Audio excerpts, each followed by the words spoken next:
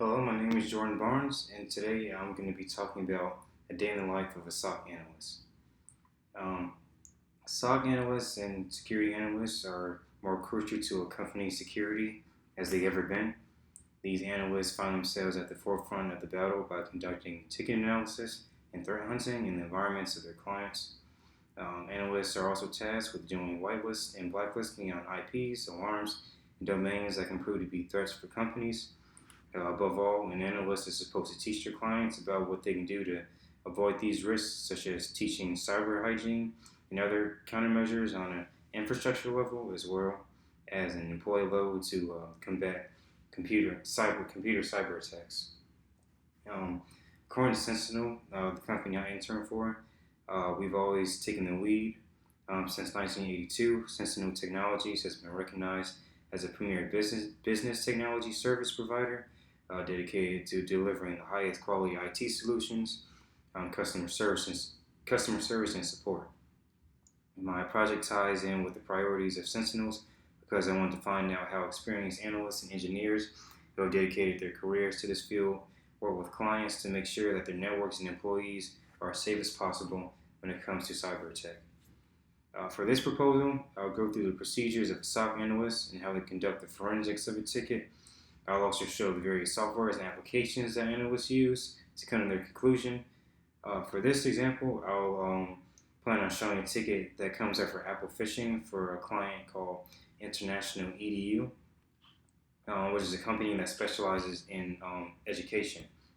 According to phishing.org, phishing is a cybercrime in which a target or targets are contacted by email, telephone, or text message by someone posing as a legitimate institution to lure individuals into providing sensitive data such as personally identifiable information, banking, and credit card details, as well as passwords. So the first step is incoming ticket. So for this scenario, we have incoming ticket that comes into Sentinel's proprietary monitoring system that's made by Sentinel's own devs, and that comes in for Apple phishing. So in order to inspect this ticket, the analyst has to first assign the ticket to themselves so they can work on it, and then they can remote in on it so they can actually do work on it to further inspect it. After this, the analyst can go in the Alien Vault and further inspect the alarm the ticket is sitting on. And according to CMS distribution, Alien Vault has 5 essential security controls. One is asset discovery, the other is vulnerability assessment. We have intrusion detection, behavioral monitoring, security information and event management, or what we call in the workforce SIM, which are all designed for IT teams with limited staff.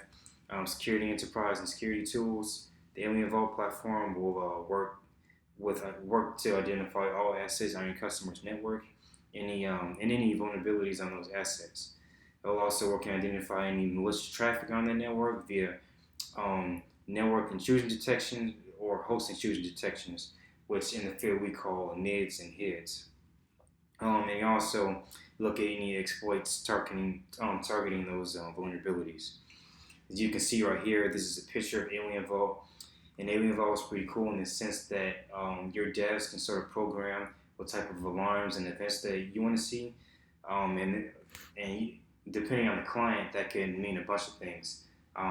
And that's obviously up to the client what type of policies that they want to have.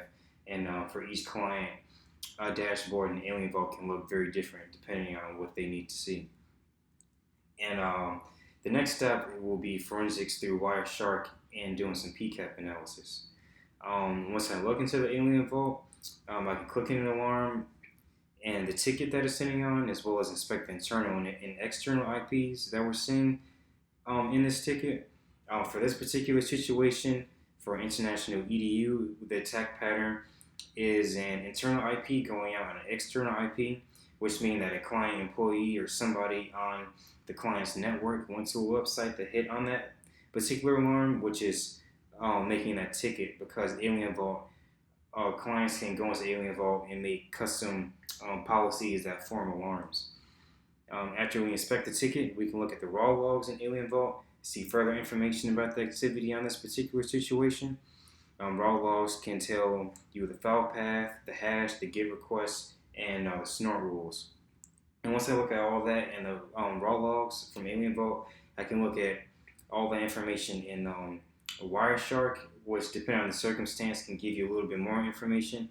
It can also tell you the path, the hash, the GET request, and some snort rules.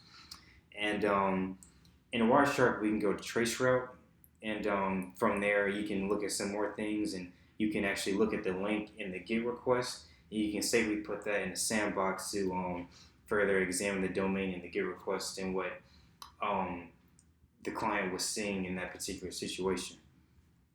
And as you can see up here, we have a couple pictures of the sandbox that Sentinel uses, which is called Amazon Workspace, as well as Virus Total and IP Void, but we'll get to that later further on into the presentation.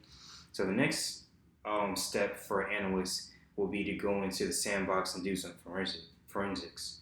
And according to Amazon, Amazon Workspaces is a managed secure cloud desktop service, and you can use Amazon Workspaces to get provision for either Windows or Linux desktops in just a few minutes, and quickly scale to provide thousands of desktops for workers across the globe.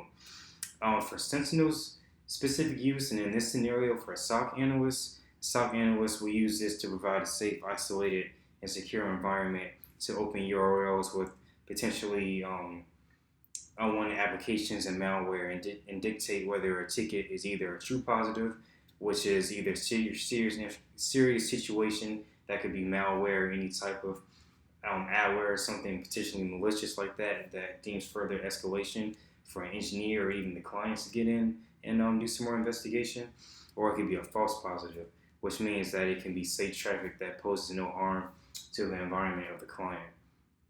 Now, for this particular situation, this URL and GET request led us to a site called goldenapple.org. When we inspected this, you want to make sure that you're inspecting the legitimacy of the site, and it can be helpful to look at the contact page and the About Us page. Believe it or not, these links can be pretty telling as far as signs of whether the site belongs to a legitimate organization. Even doing some simple things such as Googling them can prove very helpful in forensics and finding out if the site is real or made by someone with a more malicious intent. What's also helpful is looking at the destination IP through Virus Total and IP Void, which is free software that you can use in your browser to check the IPs and domains to see if they're blacklisted, which is the two pictures that we see up here that I mentioned earlier. And as far as for the report and for concluding this analysis, this particular scenario will prove to be a false positive for this specific client, because this client frequently goes to this site, goldenapple.org, which is an educational site that their employees go to often. And the reason that Alien Vault created an alarm for this was because in this client's policies in Alien Vault, they were programmed to set alarms for Apple phishing. And they, in Alien Vault, correlated the keyword Apple in goldenapple.com and created a ticket for it.